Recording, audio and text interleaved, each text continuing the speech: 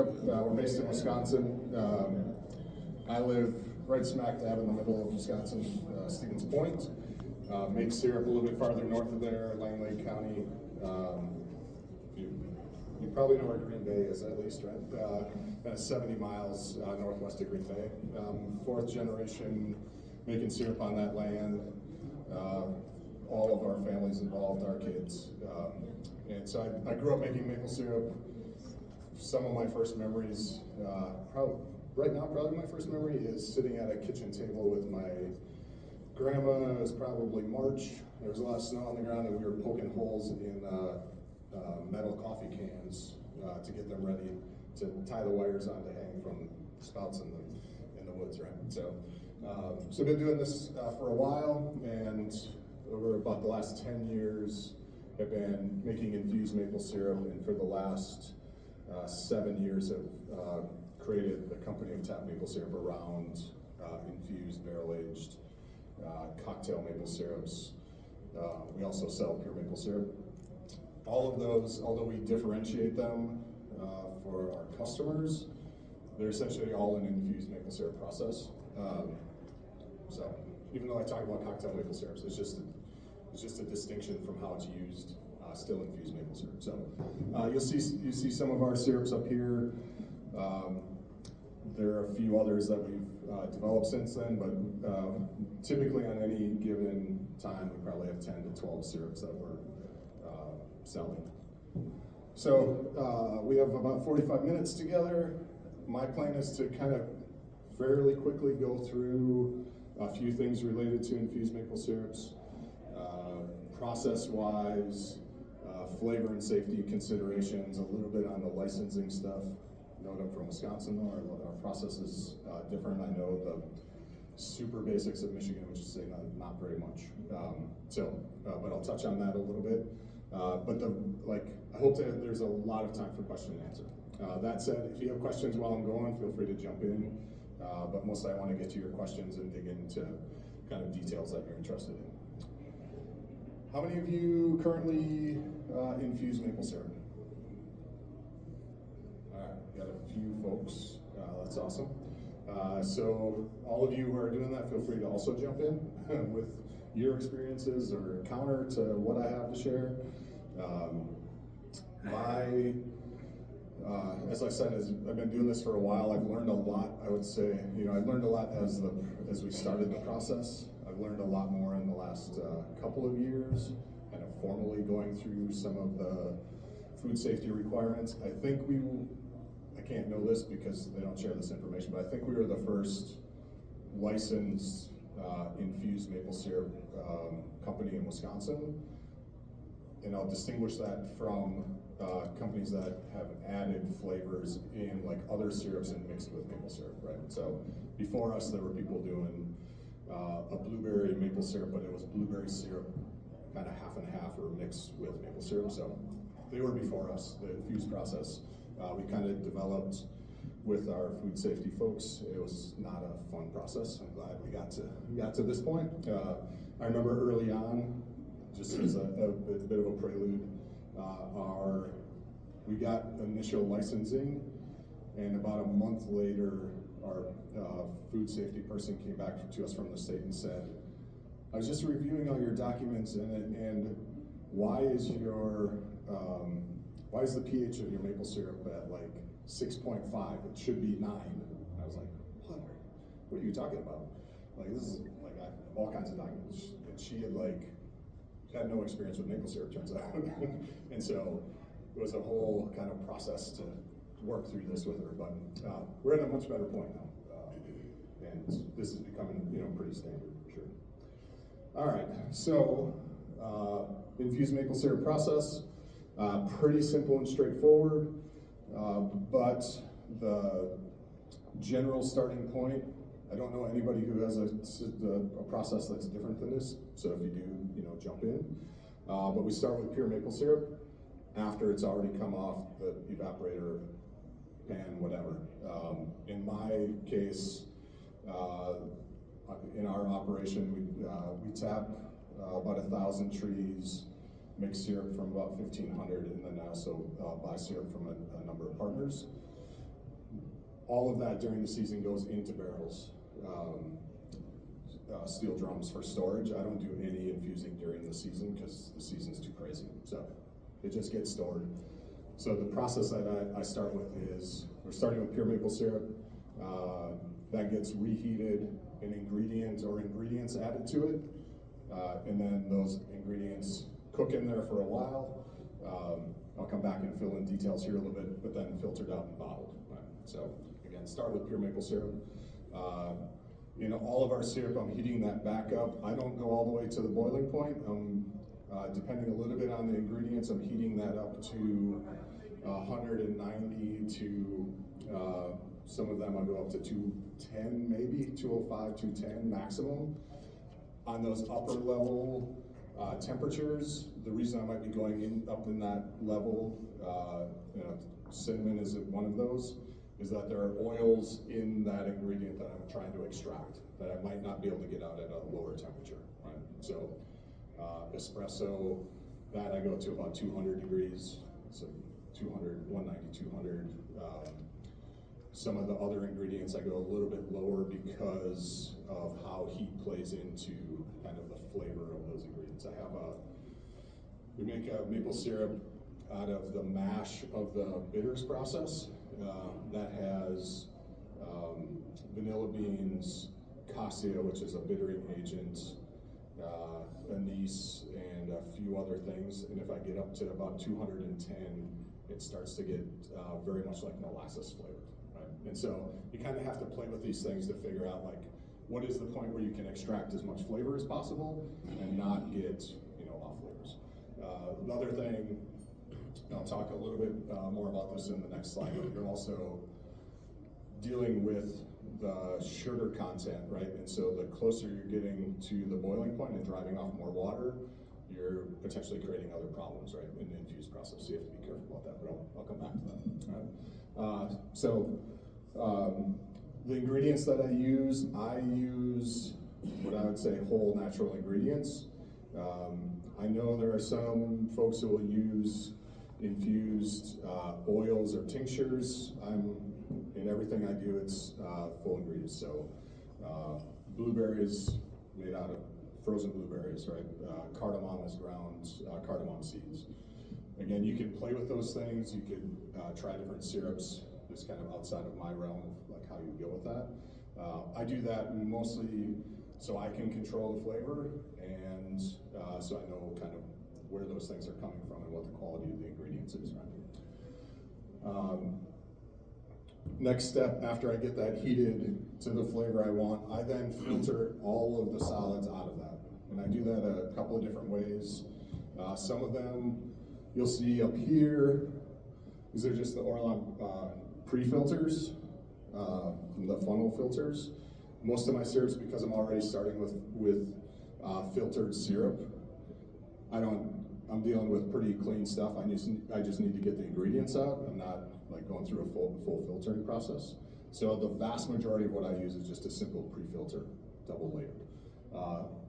Some ingredients that I do use the filter press, and especially if I'm doing larger batches. But a lot of what I make is in the 5 to 10 gallon batch range. Larger batches I'll run through the filter press.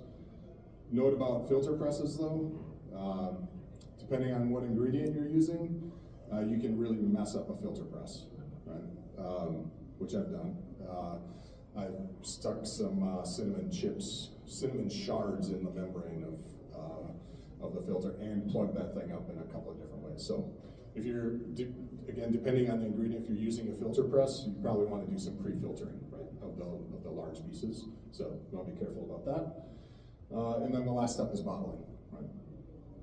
So pretty simple process, pretty straightforward. Again, the biggest thing is figuring out ingredients and the kind of how you get the maximum flavor out of those ingredients or to the flavor profile that you want. A lot of this is like subjective. I've had people taste some of my syrups and say like, oh, that's too strong. And another person right next to them say like, I can barely taste that right at the same time. And so I'm trying to like continuously kind of refine what is the kind of flavor profile that fits most people. Any questions about any of that specifically? Back on your filtering? Yeah. Do you use the Orlon or just the pre-filter? Just the pre-filters. I did use Orlon for a little while.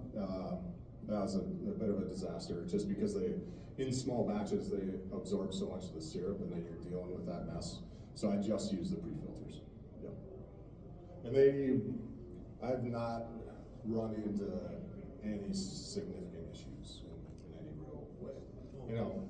And also in running some of these things through your filter machine, whatever you're using, does it leave byproducts behind for you the next time you run something that tastes behind? Or? Yeah, that's a good point. If you're using the filter press, so when I'm using filter press, I either solely run a batch of that particular syrup, or often what I'll do is I'll filter and bottle pure maple syrup, and at the end then run my infused, because in the filtering system, in that setup, you're catching the ingredients, right? And that's gonna infuse some flavor into whatever the next batch is. That said, there are a couple of syrups that I can run together all right. Like there's it's like an example, cinnamon and the cherry bark vanilla. The cherry bark vanilla syrup that I have also has a little bit of cinnamon in it, so there's a little residue there. I don't worry about that too much, but generally completely separate. And those pre-filters, I have ingredient specific, syrup specific filters, and I keep those separated, right? Just to make sure I'm not getting any cross contamination. But yeah, that's a good point. Thank you. All right. A little bit of kind of flavor and safety considerations, dive into these details a little bit more. When I am deciding on an infused maple syrup, I'm looking for complementary flavors. This is a preference for mine. I mean, you could have different kind of ideas about this, but I still want there to be maple flavor in the syrup. Like I'm not producing a blueberry syrup, I'm producing a blueberry maple syrup. And that takes some work, right? Of like, how much do I add per gallon of an ingredient to get to that point? My baseline, kind of where I start in dry ingredients, is about a half a cup of dry ingredient per gallon of syrup. And again, play with that, but that's generally kind of where I start. It varies a fair amount. In things like berries, generally around a half to a pound of berry per syrup. Again, depends a little bit on the berry. Most of my experience is on the blueberry side. I'll come back to that one because it'll get into water density and water intake a little bit. But anyway, that's kind of my frame of mind of like, what can I combine with maple that will add an interesting flavor, but still maple is detected in there, right? The other consideration, and I think when I started playing with infused maple syrups, ginger was my first one and cardamom was my second one. I just knew I loved the flavor. I had no idea what people would do with them. Subsequently, that's not a good approach. You kind of have to have an endpoint in mind, like in thinking about your customers. I can come up with some pretty interesting flavored maple syrups and take them to people and be like, "Oh, that's interesting. What would you do with this?" And if they don't have a use for it in mind, is not going anywhere. It doesn't matter what its flavor is, right? So since learning through this process, now when I'm thinking about what flavors am I going to create, I'm thinking about how is it going to be used and how do I communicate that with people who are going to use it, right? So our most recent syrup, one was a success, one was a failure. I'll give you these two examples just as an idea. We developed blueberry mint cocktail maple syrup, directly what it sounds like, meant to be made into mint juleps or other used with rum. Super straightforward, easy flavor profile is exactly what you'd think it would be. I like that syrup okay, but it works. The other syrup I made was a tonic maple syrup, which is what you're thinking, but everybody thinks about tonic as a water now, even though the roots of tonic are actually as a syrup. I could not get people to understand how to use tonic maple syrup because they get the idea that it'd be made into a drink, but if it's not a water, what do I do with it? Probably the best, from my standpoint, the best maple syrup we've ever made. For flavor profile wise, we're discontinuing it because it's too much work for what we get in return. So that just as kind of a a little story to get you thinking about why are you making these things, and can you get people to understand that, right? Blueberry maple syrup, on the other hand, that one I don't, no explanation necessary. Everybody's like, oh, I put this on my pancakes. Like, yep, you go for that. So that's just my notes about kind of complementary flavors and thinking about those. The filtering part, I talked about that, but the thing I want to dig into here is I'm very particular about filtering ingredients out of maple syrup for two reasons. And I know some of you have counter thoughts to that, and that's perfectly fine. If it works for you, great. One is I want to be able to control the flavor, and if I leave an ingredient in the maple syrup, I don't know how long that's going to be sitting there in the bottle, right? I don't know how long that's going to be sitting there and kind of where the flavor profile comes. If it's that maple syrup is sitting in someone's kitchen in the sunlight and it's warming back up and taking on more flavor out of that thing, I don't have any control out of that. So I'd like to remove that for that reason.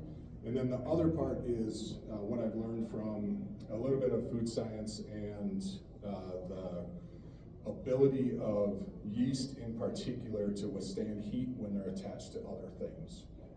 So I went to a presentation a couple years ago at the Wisconsin Maple Syrup Conference, and I'm forgetting her last name right now, but Kathy, who was a maple syrup person in Maine, did a presentation on work that she'd done in controlling mold and yeast growth and bacteria in maple syrup.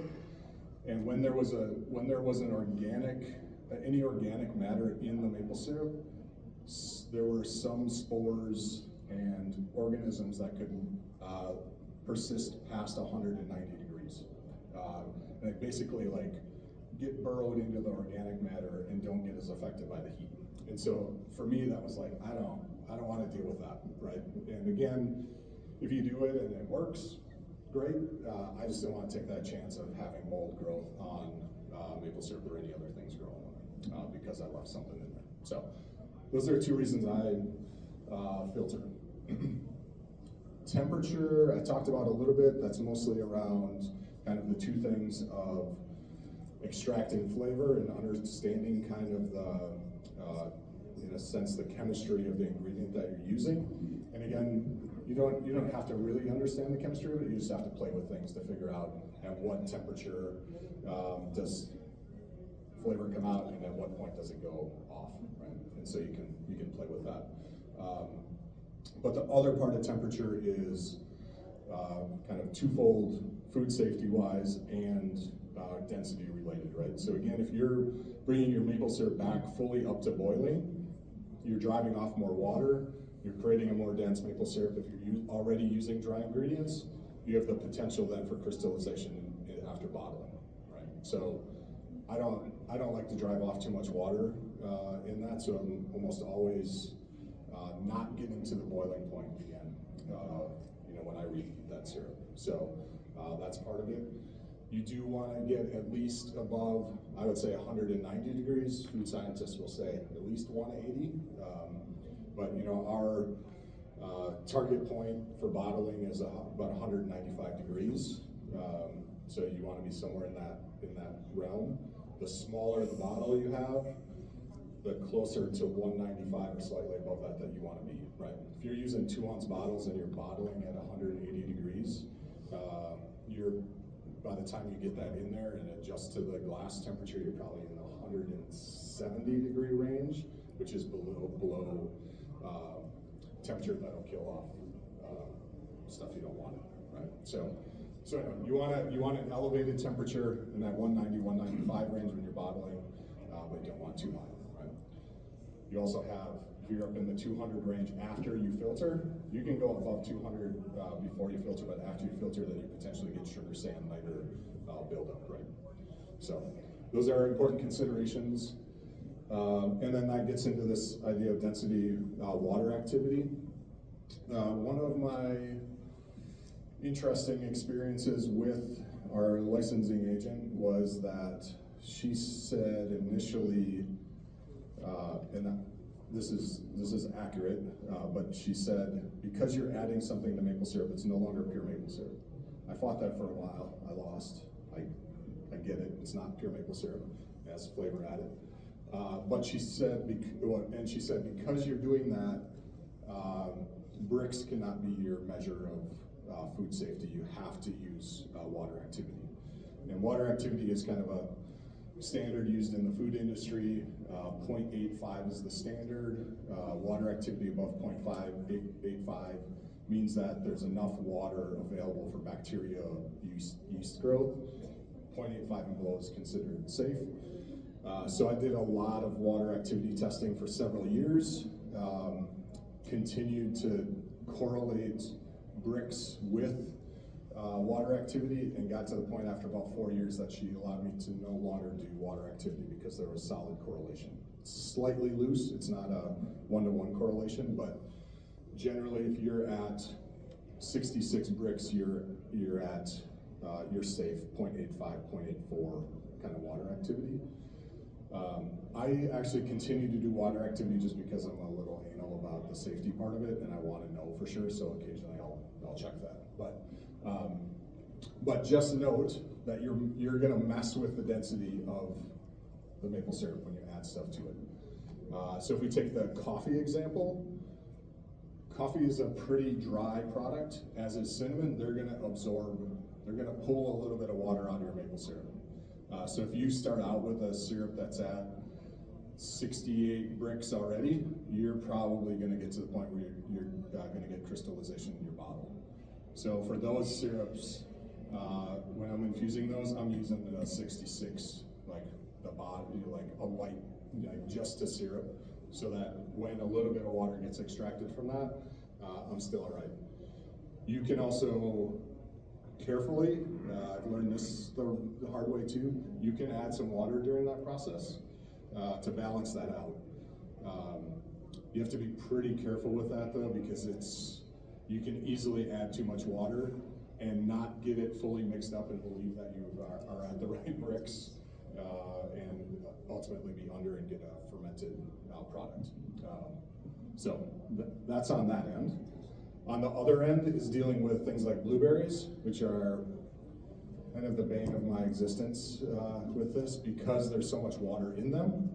I can't start with a high enough bricks in my maple syrup to keep that syrup above 66. Blueberries are 70% water. So, couple of options for items like this. Actually, does anybody use fruit? You might do the berries. You've done a little bit. So you're doing a concentrate? Yeah. So concentrate is one way to deal with it. You need to make sure you find a concentrate that's at least 66 bricks, right? That's higher, and sometimes that can be a bit of a problem. So you can deal with it that way. I haven't done this yet, but I may get there. I may go with a mix of freeze-dried blueberries and fresh, or frozen blueberries to drop that the water content down. What I do right now is cook the blueberries down first. So I grind them and then cook those down to I reduce the volume to about half, and then add those to the maple syrup. I don't like doing that. It's a lot of extra work, right? Is the main thing. It works fine, but it's a lot of extra work. I think that's everything I wanted to touch on with those. Anything else about water activity or density? Yeah. Yeah, so I actually, I do it myself. This little meter, which is a little bit hard to see, this has been my lifesaver. I won't go too far down this tangent, but when my food safety specialist at the state said I had to do water activity testing, I said, well, how am I gonna do this? It's like, oh, a lab can run these. I'm like, that's, you know, yeah, a lot per batch. And I don't know the results until after it's already in the bottle. Like, that's not gonna work. And she said, well, you should be able to buy a cheap handheld meter for maybe $100 or $200.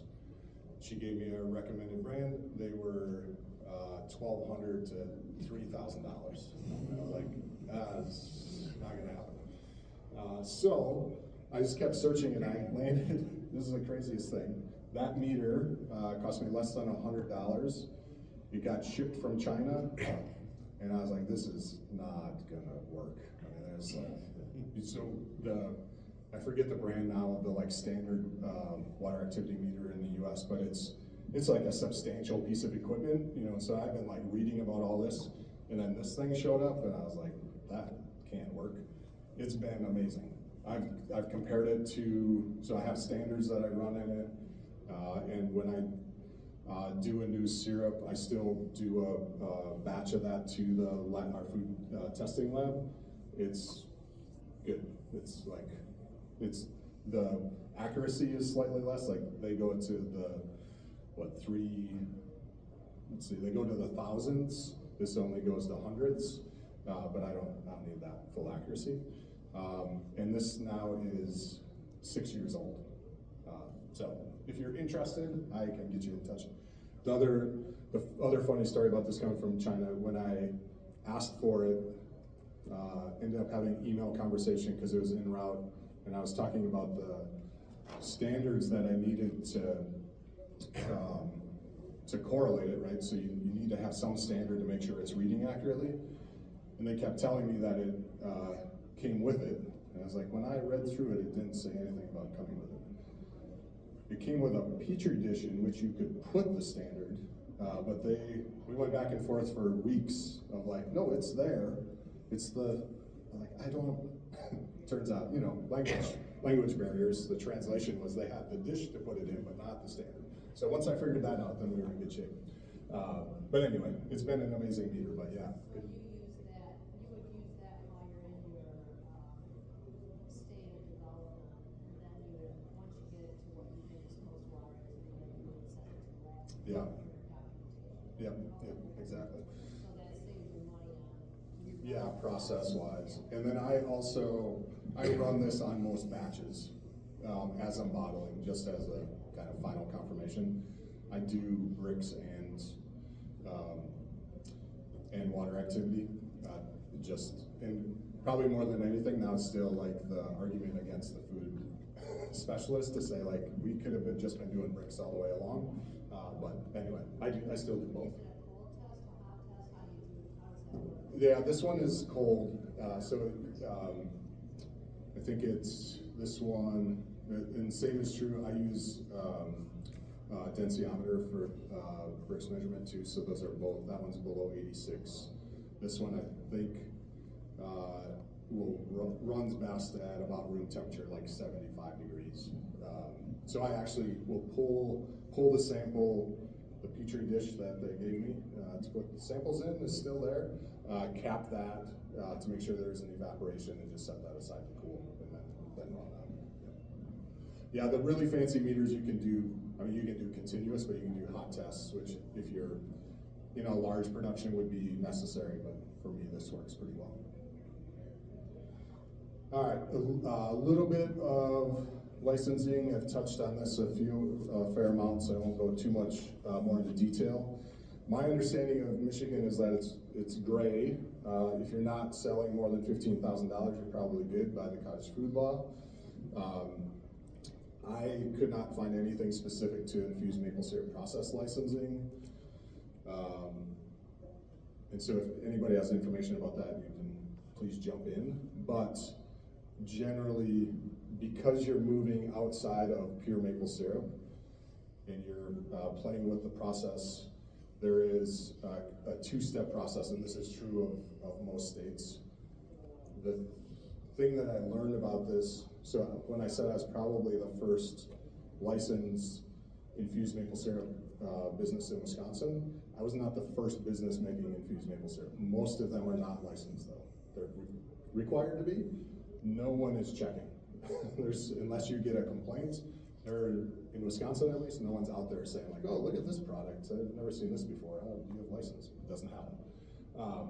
But all of the states where I've looked into it and know that there's some kind of verification of the process, this is what's required. So first, recognition that it's not pure maple syrup. The second part is the process kind of verification, validation, and that's the work with the state food specialist. If you have one, Wisconsin no longer has one. She just retired. We actually now work with a private lab who is contracted to certify food processes. But basically what that is a documentation of all the steps that you go through in the verification and documentation of your safety processes, right? So for us, again, and there's generally in the food safety world, there's acidified food, there's low acidified food, and there's non-acidified food. The acidified foods are things like, tomato sauce and pickles.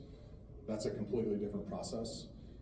We, depending on where you're at, are a non-acidified food or a low acidified food. In our case, it's non-acidified. They are looking for a couple of things. In my case, it was that water activity or some documentation, identification of how you know something's not going to grow in that you don't want to. So that was density and water activity. And then kind of on the general food safety side, cleanliness and kind of temperature control, particularly in bottling, right?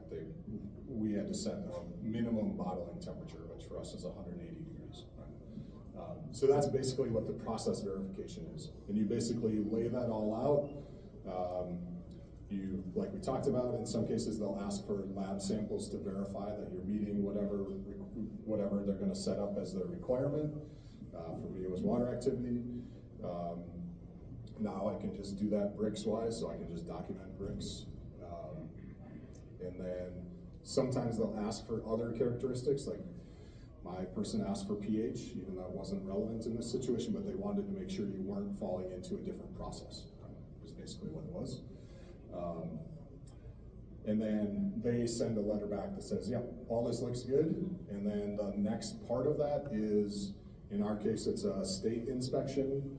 Our Department of Ag, Trade, Consumer Protection, who represents federal FDA in these licensing processes, they basically come and do an inspection in the kitchen while processing, at least occasionally, and make sure that you're following that process that you've laid out. And so they're like, oh, are you checking temperature? Are you checking density in that? How are you storing ingredients? All those kind of things. When I went into this was super intimidating to me. Our kitchen inspections have been pretty fun, actually. It's like, yeah, you're doing all these things. If you're doing crazy stuff that you didn't tell them you were doing, then you have other problems. But as long as you're doing what you laid out in your process, you're just fine. And again, my understanding of Michigan is if you're selling less than $15,000 of these products, you don't have to worry about it, right? You just have to note that that's where you're at. But clarification or, yeah.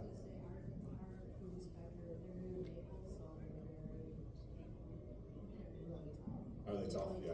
But they're basically looking for a water activity test. And then if you need to, they just want to know that you're doing a high acid. Yeah. If you're doing a high acid, they don't require any further, like they don't. Just once they document, yeah. We had one product was a gel and it's low acid. Okay, And they yeah. don't require supervision, come and watch you do it. Yeah. Like, we're not gel for that. Not doing that. So Yeah. we're kind of stuck with a high acid because then you don't have to have more, going on our kitchen. Yeah. Yeah, the acidified foods process gets tricky because there's concerns about some fairly substantial diseases in there, right? So they're more particular about that. And that's when I mentioned pH earlier, of when my food person freaked out. She thought that I was in that process for some reason, even though we'd gone through all of that before. But at that point, she was new to maple too, and so it was a learning process for her. And what I'll say about that is, hopefully, at least that person is engaged and willing to kind of learn. And you kind of have to I learned this too, it's not helpful to be in a defensive standpoint when the people who control things have full control over you. I had a month where I didn't exist as a licensed kitchen because she came back and I said stuff about pH. I sent her multiple articles and was not very happy, and that didn't go well. Wasn't helpful, right? So it took me several months to get back to the point of like, okay, I get it, I'm sorry, following your rules, right? And we'll learn together. It is good to hear from you that places are checking water activity, because I did do a little worry. Yeah. Because it was definitely high acid product, so Yeah. it's like I understand why we're going through all this. Yeah, I was in the same spot. My guess is, my understanding now is that FDA, a couple of years ago, put in, and this is part of the FSMA, the Food Industry Safety Modernization Act, which most of that doesn't directly apply to maple syrup, but the state food specialists, because they're in kind of constant conversation with the federal folks, get the pressure to be like, we need to be doing these things, and then there's a realization of like, oh, this is actually different, but it takes a while to get there. So I'm guessing that's the same kind of process you're having right now. Yeah. Well, my wife went down to, I live in Traverse City. Okay. My wife, Old Mission really. My wife went down to Indiana or somewhere, came back with a bottle of cinnamon infused syrup, and it had it was a bottle of syrup that had a piece of cinnamon stick in it. Yeah. So I started doing the same thing and haven't had any problem with it. Yeah. Yeah, and several people do that, and if it works, go for it. I'll just, again, my justification is just what I said. Like, after kind of seeing the presentations on like, and I would say the chance that you're taking is very small, right? And it's worked for you. If it's not sitting around for a long time, is there likely to be a problem? No. So, you know, caveat to all of that. If it works, go for it. It's not, I don't think my food safety person would have let me keep an ingredient in. Like, she wanted me to see filtering, but again, if you're not going through that process, then it's, you know, it's kind of up to you. But yeah. I think this low acid, high acid thing, I go through. And Yep. fruit is it's primarily high acid activity. Yep. Particularly stone fruit, I think apples and pears are too. Yep. And so you don't have the acidic issue with those when you Yeah. do with vegetables. Because my- Yeah, like tomato. Yep, exactly. Jam and jelly is not a big problem. Yeah. I understand that. Yeah, I don't know he was wondering about kind of the acidity with most fruits, but it sounds like you ran into an issue with, was it He wanted the water activity first. Okay. And then if the water activity looked questionable, then we headline the pH test. Okay. And if it was high pH, then it was okay, combined with certain numbers of water activity. So Yeah. it's not terribly expensive, and there's a good place in Infusion that does the lab work for it. Okay. But it is a pain. Yeah, it's extra work. He tells me, because I'm like, well, I didn't let's go with you. I kind of feel a little going all the way down Yeah. here, because here's a new inspector, we had the same one forever, and I know he would have just said it's cool because the Yeah. high acid, but he said everybody's gonna go with that, so just, I guess, be careful and be Yeah. diligent, so that you don't put something in that's low acid. Yeah. That would be probably Yeah, low pH would be problematic, but yeah, for the most part, most things we're dealing with. What I learned through that process too of reading more about, there's some really super interesting, if you're geeky like I am and want to get into the chemical composition of maple syrup. There's a lot of really good studies. There's actually some maple syrup documented that has a pH that's right on the edge, like around 4, getting into kind of low pH acidic food area, which is super interesting. Who knows where it came from or whatever, but in the literature there is. So anyway, but it ranges from there all the way up to 7, 8, so it can be across the board depending on your soils and processing and all that. So, but generally it's not a problem. Other questions? I think that's everything I got, so, yeah. Yeah, labeling, good question. Again, depends a little bit on your state, but for us, all the ingredients need to be listed in order, and this is federal regulation. Again, if you're in cottage food laws, you have a little bit of exemption of some of the details, but generally, and my recommendation is all ingredients in order of mass that you add, and then you need to note any allergens. So if you're using I haven't done any nut infused maple syrups yet. The reason for that is then I have to start listing allergens, or that they were processed in a facility that has allergens. But soy, milk, nuts, sesame now, whole wheat, shellfish, all those kind of things have to be identified separately on those. But it's the basics is all the ingredients listed. So pretty simple. It also should identify what the product is, right? So, that first picture, you'll see all of those are describe the maple syrup generally. The other interesting thing that this is a bottle thing, just because I'm thinking about it. You see I don't know if you can actually tell, but these are plastic lids on these bottles. 2 years ago, I had to shift and change to metal lids because they were worried about the liner melting.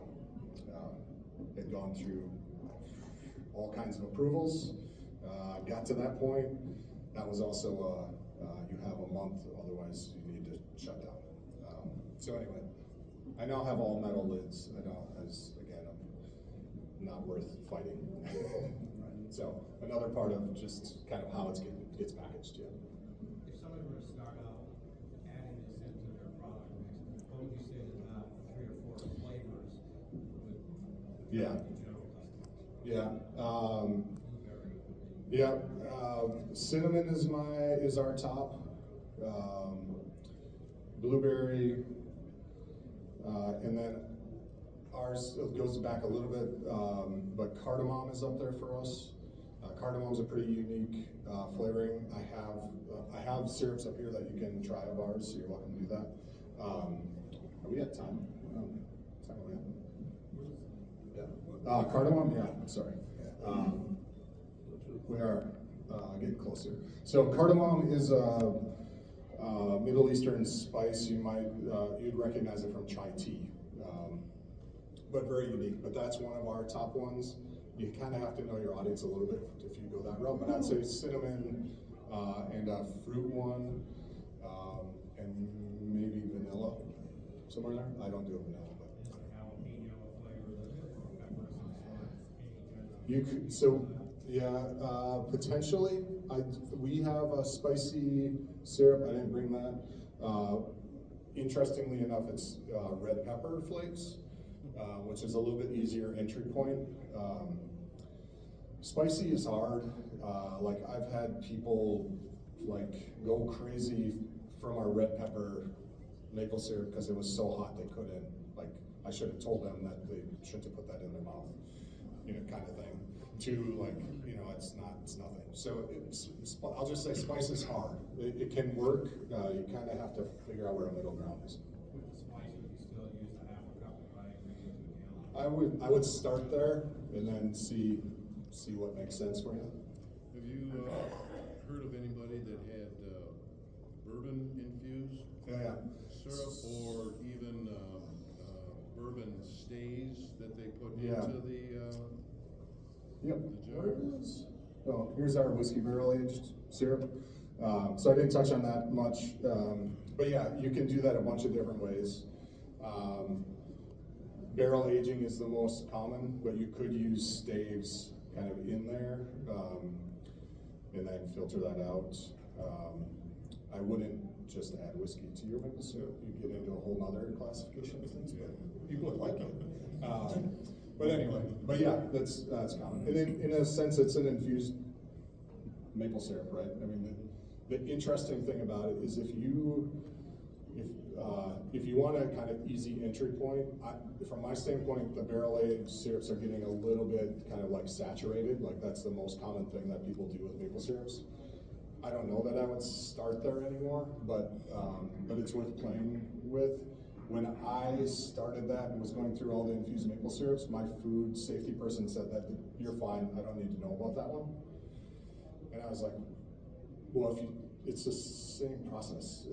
You're infusing flavor of it just happens to be wood, charred wood, and whiskey into it versus a fruit or vegetable, right? But anyway, so there's some perspective that that's not an infused process and it's just pure maple syrup. So you might run into that too, just so you know.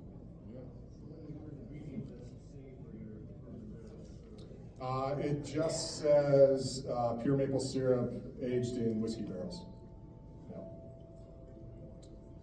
How are you marketing it? What kinds of, how much do you get from? Yeah, so I'm doing a session, not the next one, but the one after that on marketing, so we can dive more into that, but most of my syrups, standard syrups, except for the cocktail ones, are $12 a half pint right now, and my cocktail syrups are $15 a half pint. Cocktail syrups are a little bit more complex flavors, and to get to the marketing question, which goes back to earlier what I said about thinking about ingredients, is getting to the point of like the end use. Like our marketing is all about how do you use these things. Like flavor. When I started this, I would have said like I needed to tell people that these were delicious syrups. The people don't care really. They'll figure that out for themselves whether they are or not. They want to know how to use them more than anything. So that's the reason we did cocktail syrups, because I got sick of telling people like, oh, you could use cinnamon infused maple syrup in a old fashioned. And I'm like, how would you do that, or why would you do that? Besides, we make a old fashioned cocktail maple syrup now, right? Where that has the recipe on it. So yeah, depending on the syrup, we market it very differently. We have, to that end point, I have this syrup up here, black umami garlic. That's probably the craziest syrup we do. Black umami garlic is a fermented garlic, has a very strong umami, salty flavor to it. That and the red pepper infused maple syrup are very much culinary syrups, so the marketing is all around like using them as culinary syrups. Our general mantra is maple syrup beyond pancakes, to get people to use, like people get pancakes, they don't get a lot of other uses. So, but I'll talk more about that in the next session because I think we're at time.